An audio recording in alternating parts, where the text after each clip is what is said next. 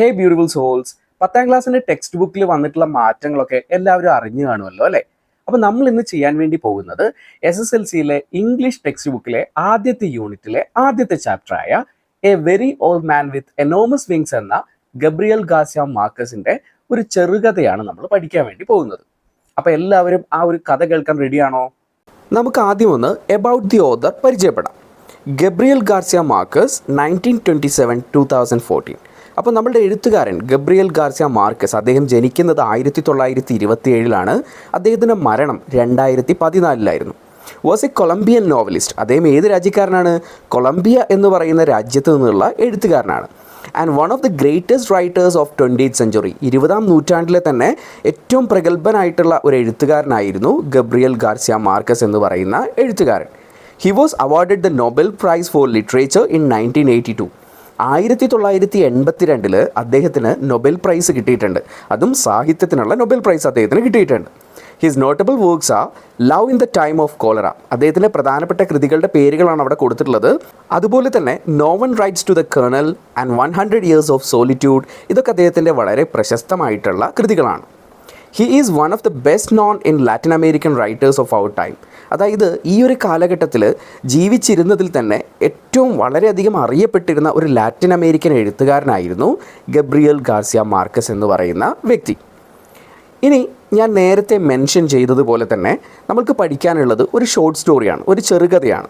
ഈ ഒരു ചെറുകഥയുടെ പ്രത്യേകത എന്താണെന്ന് ചോദിച്ചു കഴിഞ്ഞാൽ ഇതൊരു മാജിക്കൽ റിയലിസമാണ് ഫോളോ ചെയ്യുന്നത്. മാജിക്കൽ റിയലിസം എന്ന് പറയുന്നത് ഒരു കൈൻഡ് ഓഫ് റൈറ്റിംഗ് ആണ്. അതായത് മാജിക്കൽ റിയലിസം എന്ന് പറയുന്നത് എങ്ങനെയാണെന്ന് വെച്ച് കഴിഞ്ഞാൽ നമ്മളുടെ റിയാലിറ്റിയുമായിട്ട് നമുക്ക് ഒരിക്കലും അതിനെ കമ്പയർ ചെയ്യാൻ വേണ്ടി പറ്റില്ല. റിയൽ ലൈഫുമായിട്ട് കമ്പയർ ചെയ്യാൻ കഴിയാത്ത രീതിയിൽ യാഥാർത്ഥ്യങ്ങൾക്കൊക്കെ അപ്പുറം നിൽക്കുന്ന കാര്യങ്ങളെയാണ് നമ്മൾ മാജിക്കൽ റിയലിസം എന്ന് പറയുക. അതായത് കൂടുതലും അതിൽ ഫാൻറ്റസീസ് ആയിരിക്കും ഉണ്ടായിരിക്കുക. നമ്മൾ ഈ കഥയുടെ ആ ഒരു ടൈറ്റിൽ പറഞ്ഞില്ലേ, a man with enormous wings എന്നാണ് പറഞ്ഞത് അല്ലേ? ആ എനോമസ് വിങ്സ്, അതായത് ഈ ചിറകുകളുള്ള മനുഷ്യന്മാരെക്കുറിച്ച് നമുക്ക് അത്ര വലിയ ഐഡിയ ഇല്ല അല്ലേ? സാധാരണ മനുഷ്യന്മാർക്കൊന്നും എന്തില്ല, ഈ ചിറകുകളില്ല അല്ലേ? നമുക്ക് ചിറകുണ്ടാവണമെങ്കിൽ നമ്മൾ വല്ല പാരാഗ്ലൈഡിങ്ങോ അങ്ങനെ എന്തെങ്കിലും ചെയ്യുന്ന സമയത്താണ് നമുക്ക് ചിറകുണ്ടാവുള്ളൂ, അല്ലാതെ ഒരു മനുഷ്യന് ചിറകുകൾ ഉണ്ടാവുമോ? അപ്പം വളരെ എന്താ പറയുക, ഒരു ഫാൻറ്റസി വേൾഡിൽ നിൽക്കുന്ന റൈറ്റിങ്സിനെയാണ് മാജിക്കൽ റിയലിസം എന്ന് പറയുന്നത്. അപ്പോൾ ഈ ഒരു കഥ മാജിക്കൽ റിയലിസം എന്ന് പറയുന്ന കാറ്റഗറിയിൽ പെടുന്ന ഒരു കഥയാണ്. നമുക്കിനി കഥ വായിച്ചു തുടങ്ങാം. The light was weak even at noon. സമയം ഉച്ചയായി, പക്ഷേ അധികം വെളിച്ചമൊന്നും ഉണ്ടായിരുന്നില്ല. When Pelayo was coming back to the house. Pelayo എന്ന് പറയുന്ന ആ വീട്ടുടമസ്ഥൻ തിരിച്ച് വീട്ടിലേക്ക് വരികയായിരുന്നു. It was hard for him to see what was moving and groaning in the rear of the courtyard. അദ്ദേഹം തിരിച്ച് വീട്ടിലേക്ക് വന്നു കഴിഞ്ഞപ്പോൾ ആ വീടിൻ്റെ പിറകു വശത്തുള്ള മുറ്റത്ത് നിന്ന് എന്തോ ഒരു സാധനം ഇങ്ങനെ മൂവ് ചെയ്യുന്നതായിട്ടും ഗ്രോൺ ചെയ്യുന്നതായിട്ടും, ഗ്രോൺ ചെയ്യാന്ന് പറഞ്ഞാൽ ഈ പെയിൻഫുൾ ആയിട്ടുള്ള വേദന കൊണ്ടുള്ള ഞരക്കമൊക്കെ അദ്ദേഹം അവിടുന്ന് കേൾക്കുന്നുണ്ട്. പക്ഷേ ആ ഒരു സംഭവം, ഈ ശബ്ദമുണ്ടാക്കുന്നത് എന്താണെന്ന് കാണാൻ വേണ്ടിയിട്ട് അദ്ദേഹത്തിന് സാധിച്ചിട്ടുണ്ടായിരുന്നില്ല. He had to go very close to see that it was old man, a very old man. അപ്പം നമ്മളുടെ പെലായോ അതെന്താണെന്ന് അറിയാൻ വേണ്ടി അടുത്തേക്ക് ചെന്ന് നോക്കിയപ്പോൾ അയാൾ എന്താ കണ്ടത്? ഓൾഡ് മാൻ, വളരെ പ്രായം ചെന്ന ഒരു മനുഷ്യനെയാണ് അവിടെ കണ്ടത്. The man was lying face down in the mud. ആ പുറകിലുള്ള മുറ്റത്തിൽ ആ ചെളിയിൽ ഇങ്ങനെ മുഖം കുത്തി വീണ അവസ്ഥയിലായിരുന്നു ആ മനുഷ്യൻ ഉണ്ടായിരുന്നത്. In spite of his tremendous efforts the man couldn't get up. അപ്പോൾ ആ പ്രായമുള്ള മനുഷ്യൻ കുറേ നേരമായിട്ട് എഴുന്നേൽക്കാൻ വേണ്ടിയിട്ട് വലിയ എഫേർട്ടുകളൊക്കെ ഇടുന്നുണ്ട്, പക്ഷേ അദ്ദേഹത്തിന് എഴുന്നേറ്റ് നിൽക്കാൻ വേണ്ടിയിട്ട് സാധിക്കുന്നുണ്ടായിരുന്നില്ല. ഇംപീഡഡ് ബൈ ഹിസ് എനോമസ് വിങ്. അത് എഴുന്നേൽക്കാൻ കഴിയാത്തതിൻ്റെ കാരണം എന്താ? ഇംപീഡഡ് ബൈ ഹിസ് എനോമസ് വിങ്. അദ്ദേഹത്തിൻ്റെ ശരീരത്തിൽ വലിയ ചിറകുകൾ ഉണ്ടായിരുന്നു. ആ ചിറകുകളാണ് അദ്ദേഹത്തെ എഴുന്നേറ്റ് നിൽക്കുന്നതിൽ നിന്ന് പ്രിവെൻറ്റ് ചെയ്യുന്നത്, തടയുന്നത്. അതാണ് ഇംപീഡഡ് എന്ന് പറയുന്ന വാക്കിൻ്റെ അർത്ഥം. Frightened by the sight. ഈ കാഴ്ച കണ്ടിട്ട് നമ്മളുടെ പെലായോ പേടിച്ചുപോയി. Pelayo ran to get Elisenda his wife. എന്നിട്ട് പെലായോ എന്ത് ചെയ്തു? നേരെ വീട്ടിൻ്റെ ഉള്ളിലേക്ക് ഓടിച്ചെന്നു.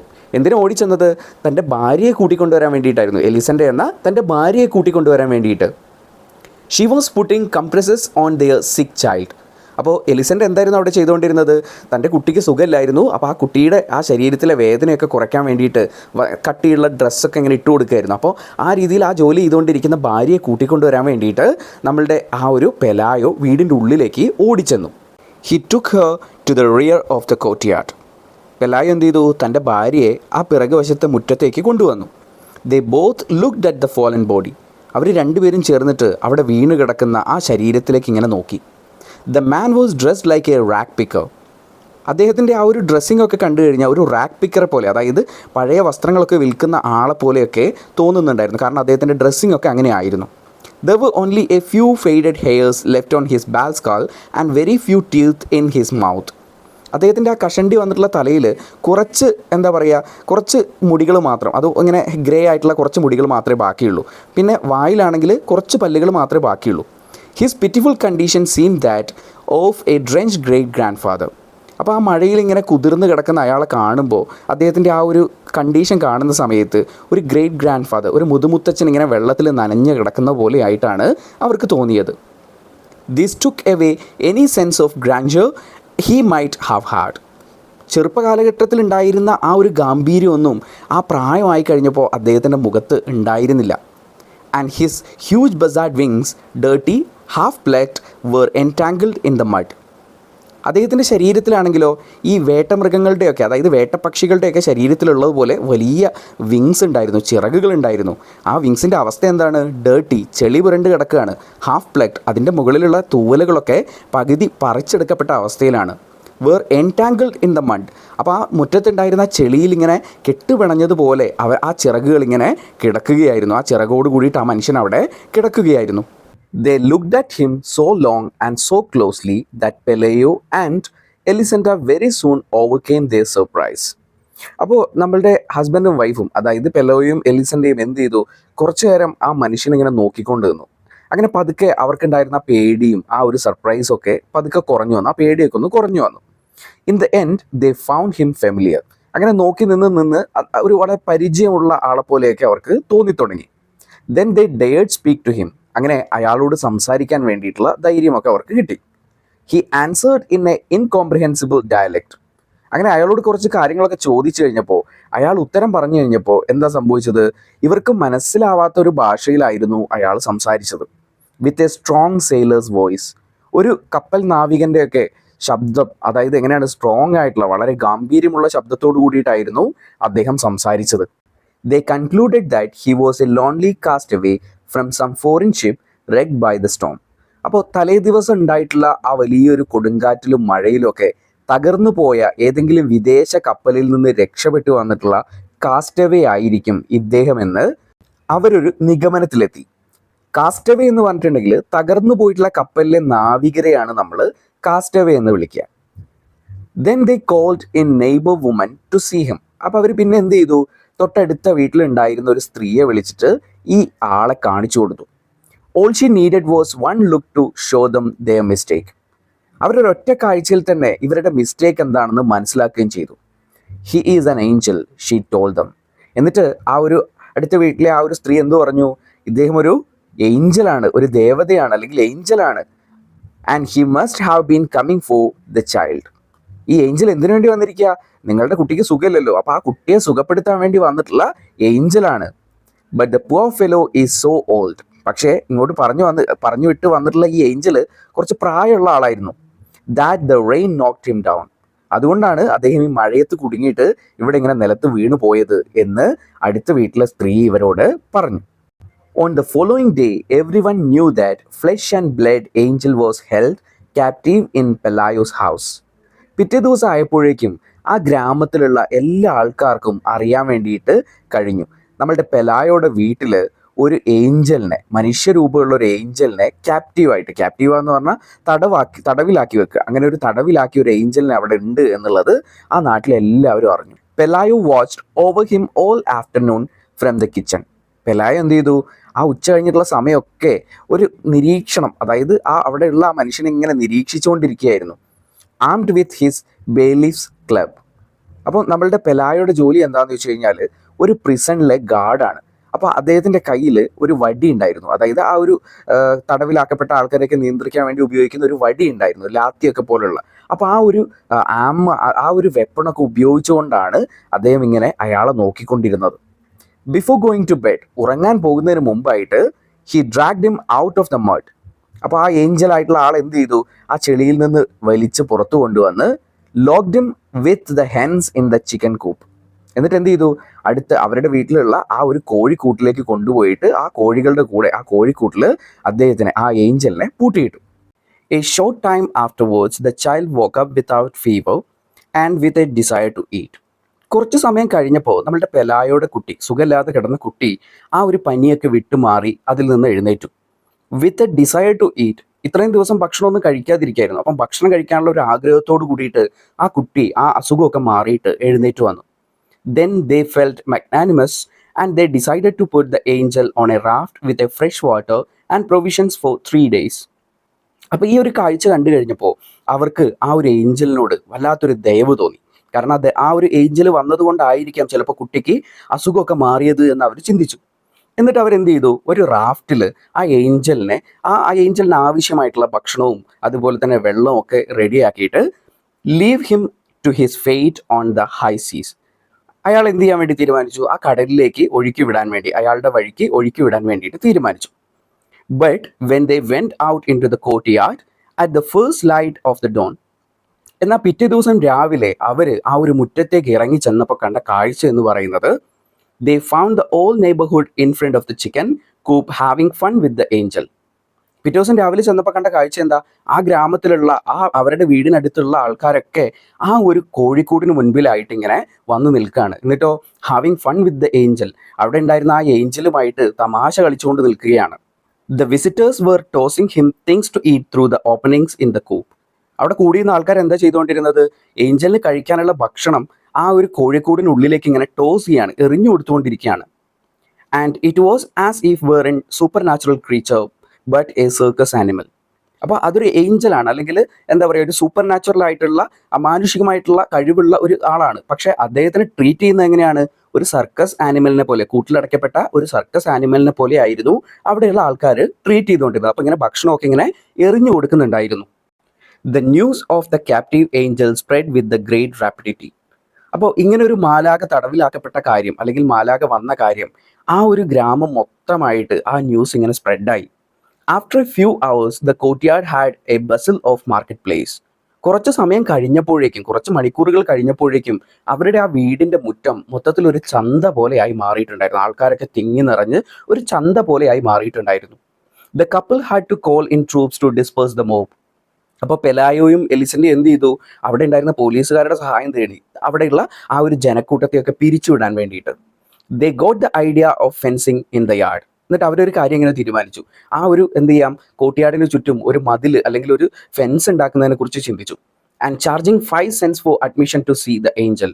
ഏഞ്ചലിനെ കാണാൻ വരുന്ന ആൾക്കാരുടെ അടുത്ത് നിന്ന് ചെറിയൊരു പൈസ വാങ്ങാം. കാരണം ഇങ്ങനെ നമ്മൾ എന്താ പറയുക, ഈ ഷോ ഒക്കെ നടത്തൂല, കാണാൻ വേണ്ടിയിട്ട് പൈസ കൊടുത്ത് നമ്മൾ ഷോയ്ക്കൊക്കെ കയറില്ല, അതേപോലെ ആ ഏഞ്ചലിനെ ഒരു ഷോയ്ക്ക് പോലെ വെക്കാൻ കുറച്ച് 5 cent വാങ്ങിയിട്ട് ആൾക്കാരെ ഇങ്ങനെ അഡ്മിറ്റ് ചെയ്യാമെന്നൊക്കെ അവർ തീരുമാനിച്ചു. The curious came from far away. അത്ഭുതവും ആകാംക്ഷയൊക്കെ തോന്നിയിട്ടുള്ള ആൾക്കാർ വളരെ ദൂരത്തുനിന്ന് പോലും ഈ കാഴ്ച കാണാൻ വേണ്ടിയിട്ട് വന്നു. The most unfortunate Invalides on earth came in search of health. അതുപോലെ തന്നെ വളരെ എന്താ പറയുക, ഹാൻഡിക്യാപ്ഡ് ആയിട്ടുള്ള അംഗവൈകല്യമുള്ള ആൾക്കാരൊക്കെ അവരുടെ രോഗശാന്തിക്ക് വേണ്ടിയിട്ട്, അവരുടെ ആ അസുഖമൊക്കെ മാറുന്നതിന് വേണ്ടിയിട്ട് ആ ഏഞ്ചലിനെ കാണാൻ വേണ്ടി പെലായോയുടെ ആ വീട്ടിലേക്ക് വന്നിട്ടുണ്ടായിരുന്നു. Pelayo and Elisenda were happy with fatigue. പെലായോയും എലിസൻ്റെയും വളരെ ക്ഷീണിതരായിരുന്നെങ്കിൽ പോലും അവർ ഭയങ്കര സന്തോഷത്തിലായിരുന്നു. ക്ഷീണിതരാകുക എന്ന് പറഞ്ഞാൽ ആ ഒരു ഏഞ്ചലിനെ കാണാൻ വേണ്ടിയിട്ട് ആൾക്കാർ ഇങ്ങനെ വന്നുകൊണ്ടിരിക്കുകയാണ്. അതിൻ്റെ ശബ്ദവും അവരുടെ ആ ഒരു വിസിറ്റിങ്ങും ഒക്കെ കൊണ്ട് ഇവർ ക്ഷീണിച്ചിട്ടുണ്ടെങ്കിൽ പോലും അവർ സന്തോഷവാന്മാരായിരുന്നു. In less than a week they had crammed their rooms with money. ഒരാഴ്ച കൊണ്ട് തന്നെ അവരുടെ ആ ഒരു വീടിൻ്റെ മുറികളൊക്കെ പണം കൊണ്ട് നിറയ്ക്കാൻ വേണ്ടിയിട്ട് അവർക്ക് സാധിച്ചു. Still the line of pilgrims waiting their turn to enter reach beyond the horizon. ഇപ്പോഴും ആ ഒരു ഏഞ്ചലിനെ കാണാൻ വന്നിട്ടുള്ള പിൽഗ്രിംസ് അവരിങ്ങനെ ആ ഒരു ഹൊറിസോണും താണ്ടി, ആ ഒരു ചക്രവാളവും താണ്ടി ഇങ്ങനെ വലിയ ക്യൂ ആയിട്ട് ഇങ്ങനെ നിൽക്കുകയാണ്. The angel was the only one who took no part in his own act. പക്ഷേ ഇങ്ങനെയൊക്കെ ആണെങ്കിൽ പോലും ആ ഏഞ്ചൽ മാത്രം ഒന്നിലും ഇൻവോൾവ് ചെയ്തിട്ടുണ്ടായിരുന്നില്ല. He spend his time trying to get comfortable in his borrowed nest. അയാൾക്ക് കിട്ടിയ ആ സമയം അയാളുടെ ആ ഒരു ചെറിയ വീടിനുള്ളിൽ, ബോറോ ചെയ്യപ്പെട്ടിട്ടുള്ള, അദ്ദേഹത്തിന് അടയ്ക്കപ്പെട്ടിട്ടുള്ള ആ ഒരു വീടിൻ്റെ ഉള്ളിൽ കംഫർട്ടബിൾ ആയിട്ട് ഇരിക്കാനാണ് ശ്രമിച്ചുകൊണ്ടിരുന്നത്.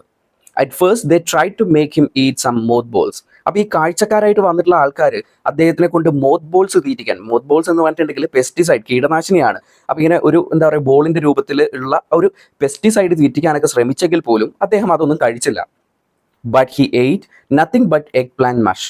എഗ് പ്ലാന്റ് എന്ന് പറഞ്ഞിട്ടുണ്ടെങ്കിൽ നമ്മുടെ നാട്ടിൽ വഴുതനങ്ങയ്ക്കാണ് നമ്മൾ എഗ് പ്ലാന്റ് എന്ന് പറയാം. അപ്പോൾ ആ വീട്ടുകാരുണ്ടാക്കിയിട്ടുണ്ടായിരുന്ന വഴുതനങ്ങ കൊണ്ടുള്ള ഒരു ഡിഷ് മാത്രമായിരുന്നു ഏഞ്ചൽ കഴിച്ചുകൊണ്ടിരുന്നത്. His only supernatural virtue seem to be patience. അപ്പോൾ അവിടെ ഉണ്ടായിരുന്ന ഏഞ്ചലിൻ്റെ ആ ഒരു സൂപ്പർ നാച്ചുറൽ ആയിട്ടുള്ള മാനുഷികമായിട്ടുള്ള ആ കഴിവെന്ന് പറയുന്നത് പേഷ്യൻസ് ആയിരുന്നു, ക്ഷമാശീലമായിരുന്നു. He was quite patient when the hens pecked at him. അപ്പോൾ അദ്ദേഹം താമസിക്കുന്ന ഒരു കോഴിക്കൂട്ടിലാണ്. അതിലുള്ള കോഴികൾ അദ്ദേഹത്തിന് ഇങ്ങനെ കൊത്തുന്ന സമയത്ത് പോലും അദ്ദേഹം വളരെ ക്ഷമാശീലനായിരുന്നു. And searching for the parasites in his wings. ഈ കോഴികൾ എന്താ ചെയ്തത്? അദ്ദേഹത്തിൻ്റെ ആ ഒരു ചിറകുകളിലുള്ള പാരസൈറ്റ്സിനെ, ചെള്ളിനെയും പേനിനെയും ഒക്കെ ഇങ്ങനെ കൊത്തിയെടുക്കാൻ വേണ്ടി ശ്രമിക്കുന്നുണ്ടായിരുന്നു. കാരണം അത് മൊത്തത്തിൽ ഇങ്ങനെ ചെളിയൊക്കെ പിടിച്ച് ആ ഒരു അവസ്ഥയിലായിരുന്നല്ലോ. He was patient again when the cripples pulled out his feathers to touch their limbs with. അതുപോലെ അദ്ദേഹത്തിനെ കാണാൻ വേണ്ടി വന്നിട്ടുള്ള ക്രിപ്പിൾസ്, അതായത് ഹാൻഡിക്യാപ്ഡ് ആയിട്ടുള്ള മുടന്തന്മാരായിട്ടുള്ള ആൾക്കാർ അദ്ദേഹത്തിൻ്റെ ആ ചിറകിൽ നിന്നും ഫെദേഴ്സ് ഇങ്ങനെ പറിച്ചെടുക്കാൻ വേണ്ടി ശ്രമിക്കുന്നുണ്ടായിരുന്നു. കാരണം അവർ വിശ്വസിച്ചിരുന്നത് ആ ഒരു ഫെദർ ഉണ്ടെങ്കിൽ, ആ തൂവൽ ഒന്ന് തട്ടിക്കഴിഞ്ഞാൽ അവരുടെ ആ ഒരു മുടന്തു മാറുമെന്ന വിശ്വാസത്തിൽ അതിൽ നിന്ന് പറിച്ചെടുക്കാൻ ശ്രമിക്കുമ്പോഴും അദ്ദേഹം വളരെ ക്ഷമാശീലനായിരുന്നു. He remain patient when even the most merciful threw stones at him. അതുപോലെ തന്നെ അദ്ദേഹത്തിനെ കാണാൻ വേണ്ടി, ആ ഏഞ്ചലിനെ കാണാൻ വേണ്ടി അവിടേക്ക് വന്നിട്ടുള്ള വളരെ മേഴ്സിഫുൾ ആയിട്ടുള്ള അല്ലെങ്കിൽ ദയാശീലരായിട്ടുള്ള ആൾക്കാർ പോലും അയാളെ കല്ല് എടുത്ത് എറിഞ്ഞിട്ടുണ്ടായിരുന്നു. ആ കല്ല് എടുത്ത് എറിഞ്ഞ സമയത്ത് പോലും അദ്ദേഹം വളരെ ആ ഒരു ക്ഷമയോട് കൂടിയിട്ട് ഇങ്ങനെ ഇരുന്നു. After all, they were only trying to get him to raise so that they could see him standing. അപ്പോൾ ഇവരൊക്കെ ഇതിന് ഇങ്ങനെ ചെയ്യാനുള്ള കാരണം എന്തായിരുന്നു? ആ ഒരു ഏഞ്ചൽ എഴുന്നേറ്റ് നിൽക്കുന്ന ആ കാഴ്ച കാണാൻ വേണ്ടിയിട്ടായിരുന്നു അദ്ദേഹത്തിന് ഇങ്ങനെ ഡിസ്റ്റർബ് ചെയ്തുകൊണ്ടിരുന്നത്. It so happened that during those days there arrived in the town a traveling show. അപ്പം ഇങ്ങനെ ഈ ഒരു ഇൻസിഡൻ്റ് ഒക്കെ നടക്കുന്ന സമയത്ത് അവരുടെ ആ ഒരു കൊച്ചു പട്ടണത്തിലും ഒരു ട്രാവലിംഗ് ഷോ, ഒരു ഗ്രാമത്തിൽ നിന്ന് മറ്റൊരു ഗ്രാമത്തിലേക്ക് പോയിട്ട് ഷോകളൊക്കെ നടത്തുന്ന, നമ്മളുടെയൊക്കെ നാട്ടിൽ സർക്കസ് ഒക്കെ വരുന്നത് പോലുള്ള ഒരു ട്രാവലിംഗ് ഷോ നടത്തുന്ന ടീം അവരുടെ ആ ഒരു പട്ടണത്തിലേക്കും വന്നിട്ടുണ്ടായിരുന്നു. The main attraction was a woman who had been changed into a spider by the burst of thunder and lightning. അപ്പോൾ ആ ട്രാവൽ ഷോൻ്റെ മെയിൻ അട്രാക്ഷൻ എന്ന് പറയുന്നത് ഒരു ഇടിമിന്നലോട് കൂടിയിട്ട് ഒരു സ്ത്രീ സ്പൈഡറായി മാറുന്ന ആ ഒരു കാഴ്ചയായിരുന്നു. The admission fee to see her was less than the fee to see the angel. ആ പരിപാടി കാണാൻ വേണ്ടി, അല്ലെങ്കിൽ ആ സ്ത്രീയെ കാണാൻ വേണ്ടിയിട്ടുള്ള ഫീസ് എന്ന് പറയുന്നത് ഏഞ്ചലിനെ കാണാൻ വേണ്ടി കൊടുക്കുന്ന ആ 5 സെൻറ്റിനേക്കാൾ കുറവായിരുന്നു. So the people flock to see her. അപ്പോൾ അതുകൊണ്ട് തന്നെ എന്ത് സംഭവിച്ചു? ആ നാട്ടിലെ ജനങ്ങളൊക്കെ ആ സ്ത്രീയെ കാണാൻ വേണ്ടിയിട്ട് പോകാൻ തുടങ്ങി. They were also permitted to ask her all manner of questions about her absurd state. അതുപോലെ തന്നെ അവളോട് എന്ത് ചോദ്യം വേണമെങ്കിലും ചോദിക്കാൻ, അവളുടെ ആ ഒരു രൂപമാറ്റത്തെക്കുറിച്ചുള്ള ചോദ്യങ്ങൾ ചോദിക്കാനുള്ള ഒരു അനുമതി കൂടിയിട്ട് ജനങ്ങൾക്ക് ഉണ്ടായിരുന്നു. ഇവിടെ വരുമ്പോൾ ഏഞ്ചലിനോട് എന്ത് ചോദിച്ചു കഴിഞ്ഞാൽ ഏഞ്ചൽ ഒന്നും മിണ്ടാറില്ല. പക്ഷെ അവിടെ ആ സ്ത്രീയോട് സംസാരിക്കാനുള്ള ഒരു അവസരവും കൂടിയിട്ട് ജനങ്ങൾക്ക് കിട്ടുന്നുണ്ടായിരുന്നു. അതുകൊണ്ട് തന്നെ ജനങ്ങളൊക്കെ എന്ത് ചെയ്തു? ആ ഒരു ട്രാവൽ ഷോ കാണാൻ വേണ്ടിയിട്ട് പോയി. The owners of the house had no reason to lament. ഇങ്ങനെ ഒരു ട്രാവലിംഗ് ഷോ വന്നതുകൊണ്ട് പെലായോയ്ക്കും എലിസൻ്റെക്കും വലിയ സങ്കടമൊന്നും തോന്നിയിട്ടൊന്നുമില്ല. കാരണം with the money they saved, they built a 2-story mansion with balconies and gardens. ആ ഒരു ഏഞ്ചലിനെ കാണാൻ വേണ്ടി അവർ വെച്ചിട്ടുണ്ടായിരുന്ന ആ ഒരു പരിപാടിയിലൂടെ അവരുണ്ടാക്കിയ പണം കൊണ്ട് അവരെന്ത് ചെയ്തിട്ടുണ്ട്? വലിയ 2 നിലയുള്ള വലിയൊരു കൊട്ടാരം പോലുള്ള വീടും ബാൽക്കണിയും അതുപോലെ തന്നെ മനോഹരമായ പൂന്തോട്ടമൊക്കെ അവർ നിർമ്മിച്ചിട്ടുണ്ട്.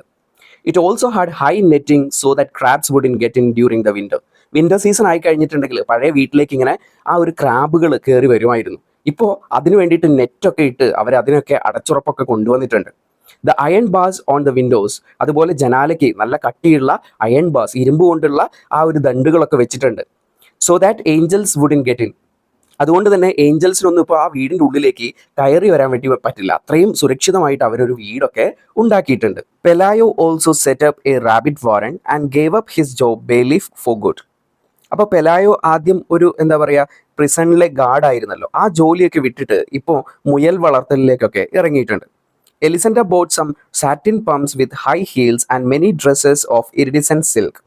അപ്പോൾ അവരുടെ ജീവിത രീതിയൊക്കെ, അതായത് പണ്ട് പൈസ ഉണ്ടായിരുന്നില്ല, ഇപ്പോൾ പൈസ ഉള്ളപ്പോൾ ജീവിത രീതിയൊക്കെ മാറിയപ്പോൾ എലിസൻഡ വളരെ ഹൈ ഹീലായിട്ടുള്ള വലിയ വലിയ ഷൂകളൊക്കെയാണ് ഇടുന്നത്. അതുപോലെ തന്നെ സിൽക്ക് കൊണ്ടുള്ള വസ്ത്രങ്ങൾ മാത്രമാണ് ധരിക്കുന്നത്. അപ്പോൾ അവരുടെ ആ ഒരു സ്റ്റാൻഡേർഡ് ഓഫ് ലിവിങ് കൂടെ മാറി തുടങ്ങി. The chicken coop was the only thing that didn't receive any attention. അപ്പോൾ ബാക്കിയുള്ള കാര്യങ്ങളിലൊക്കെ മാറ്റം വന്നെങ്കിലും അവർ ശ്രദ്ധിക്കാതിരുന്ന ഒരേ ഒരു ഭാഗം എന്ന് പറയുന്നത് ആ ഒരു ചിക്കൻ കൂപ്പായിരുന്നു, ആ ഒരു കോഴിക്കൂട് മാത്രമായിരുന്നു. The dung heap stench from the coop was turning the new house into the old one. അപ്പോൾ ആ ഒരു ചിക്കൻ കൂട്, ആ ഒരു ചിക്കൻ കൂപ്പ്, ആ ഒരു കോഴിക്കൂട് അധികം ഒന്നും ശ്രദ്ധിക്കാതിരുന്നിട്ട് അതിൽ ഈ കോഴി വേസ്റ്റൊക്കെ, അത് ആ ഒരു കോഴിയുടെ കാഷ്ടമൊക്കെ ഇങ്ങനെ നിറഞ്ഞ് അതിൻ്റെ ഒരു ദുർഗന്ധമൊക്കെ ഇങ്ങനെ വരുന്നുണ്ടായിരുന്നു. അത് ആ ദുർഗന്ധം അടിച്ചിട്ട് ആ പുതിയ വീട് പോലും ഒരു പഴയ വീടിൻ്റെ ആ ഒരു ഓർമ്മയാണ് കൊടുക്കുന്നത്, അല്ലെങ്കിൽ അങ്ങനത്തെ ഒരു സ്മെല്ലിലേക്ക് അത് മാറിയിട്ടുണ്ടായിരുന്നു. അപ്പോൾ നമ്മളുടെ ഏഞ്ചൽ കിടക്കുന്നത് എവിടെയാണ്? ആ ഒരു കോഴിക്കൂട്ടിലാണെന്നുള്ള കാര്യം ആലോചിക്കണം. അപ്പോൾ ഇവർക്ക് പൈസയൊക്കെ ആയി കഴിഞ്ഞപ്പോൾ അവരെന്ത് ചെയ്തു? ആ ഒരു ഏഞ്ചലിനെ മറന്നു തുടങ്ങി. At first, when the child learned to walk, they were careful that he did not get too close to the coop. അപ്പോൾ പെലായുടെയും എലിസൻ്റെയും കുട്ടി നടക്കാനൊക്കെ തുടങ്ങിയ സമയത്ത് അവർ ഭയങ്കര ശ്രദ്ധയോട് കൂടിയിട്ട് നോക്കിയിരുന്നു. അതായത് ആ ഒരു കോഴിക്കൂടിൻ്റെ അടുത്തേക്ക് ആ കുട്ടി പോകുന്നില്ല എന്ന് അവർ ശ്രദ്ധിച്ചിരുന്നു. But then they began to lose their fears and got used to the smell. പിന്നെ അവർക്ക് എന്തായി? അവിടുത്തെ ആ ഒരു കോഴിക്കൂട്ടിലുള്ള ആളെയും അതുപോലെ തന്നെ അവിടുത്തെ സ്മെല്ലും ഒക്കെ ഒരു പരിചിതമായി മാറി. അതുകൊണ്ട് തന്നെ അവരത് എത്ര വലിയ കെയർ ചെയ്യുന്നില്ല.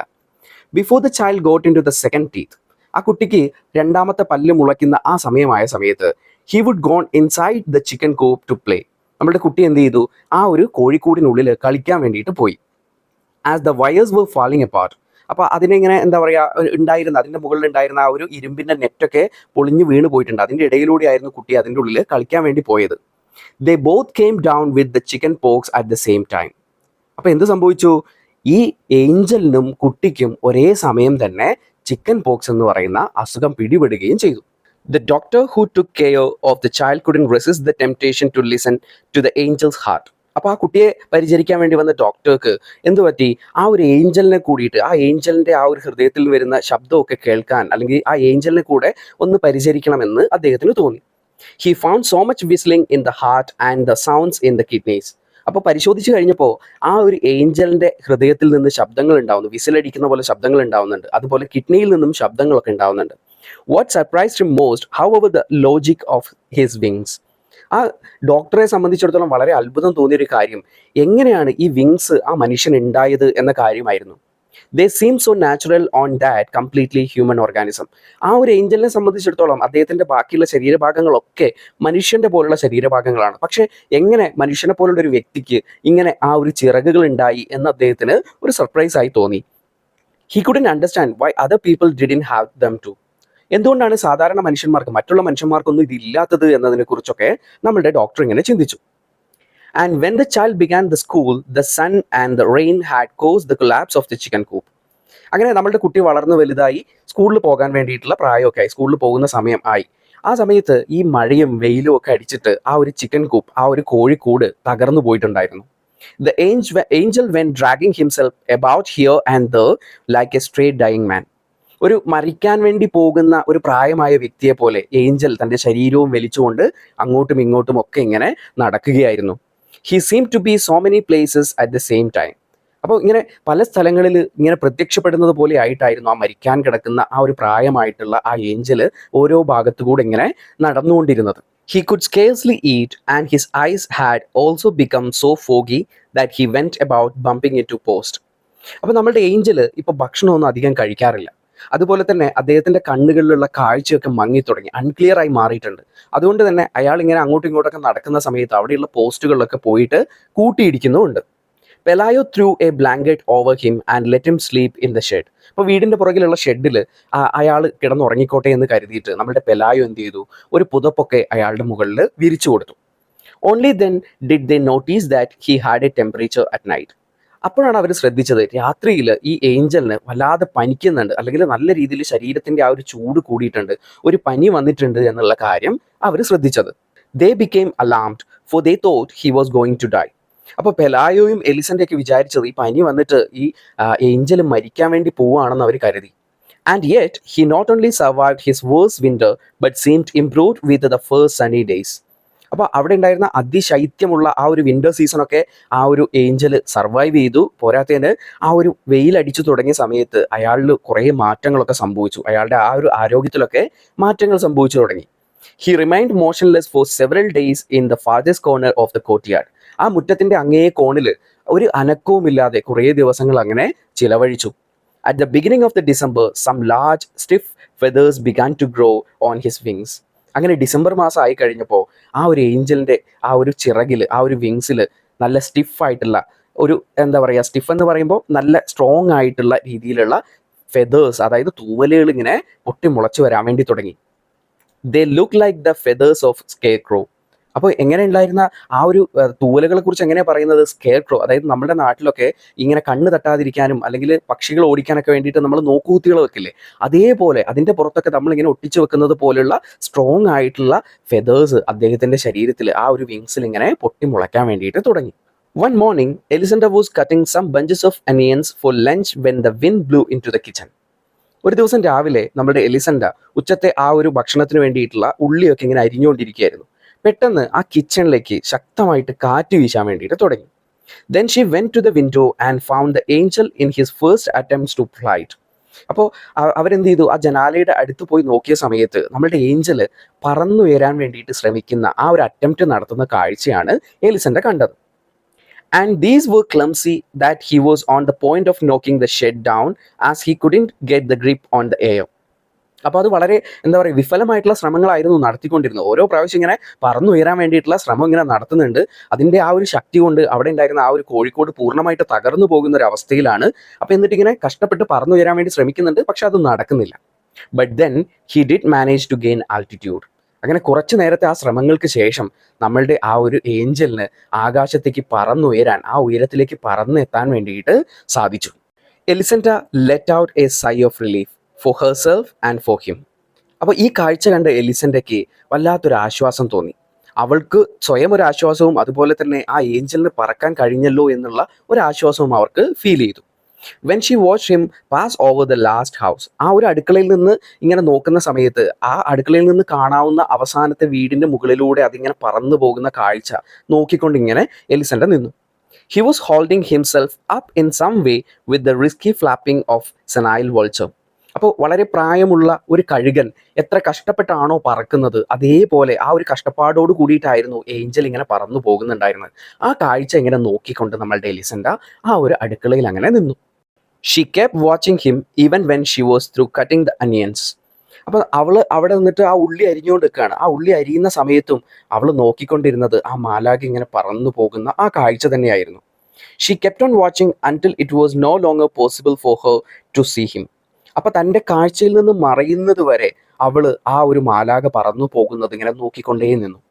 He was no longer an annoyance in her life. ഇനി ഒരിക്കലും ആ മാലാഖ അവളുടെ ജീവിതത്തിൽ ഒരു ബുദ്ധിമുട്ടാകില്ല. But an imaginary dot on the horizon of the sea. അപ്പോൾ അവളിങ്ങനെ ദൂരേക്ക് നോക്കുന്ന സമയത്ത് ആ ഒരു ചക്രവാളത്തിൽ, ആ ഒരു സൂര്യൻ്റെ വെളിച്ചത്തിൽ ഒരു കറുത്ത പൊട്ടുപോലെ അതിങ്ങനെ പറന്നു പോകുന്ന കാഴ്ച അവൾ കണ്ടുകൊണ്ടേ നിന്നു. ഈ പറഞ്ഞിരിക്കുന്ന അവസാനത്തെ സെൻറ്റൻസിൻ്റെ അർത്ഥം എന്ന് പറയുന്നത് അവരുടെ ആ ഓർമ്മകളിൽ, അയാൾ പറന്നു പോയെങ്കിൽ പോലും അവരുടെ ഓർമ്മകളിൽ എപ്പോഴും ഈ മാലാഖ ഉണ്ടാകുമെന്നൊരർത്ഥത്തിൽ കൂടിയാണ് ആ ഇമാജിനറി ഡോട്ട് എന്ന വാക്ക് അവിടെ ഉപയോഗിച്ചിട്ടുള്ളത്. അപ്പോൾ നമ്മൾ ഇന്ന് പഠിച്ച ഈ ഷോർട്ട് സ്റ്റോറി എല്ലാവർക്കും മനസ്സിലായി എന്ന് കരുതുന്നു. അപ്പോൾ അടുത്തൊരു വീഡിയോ ആയിട്ട് കാണുന്നവരേക്കും this is Anil we signing off. Bye by.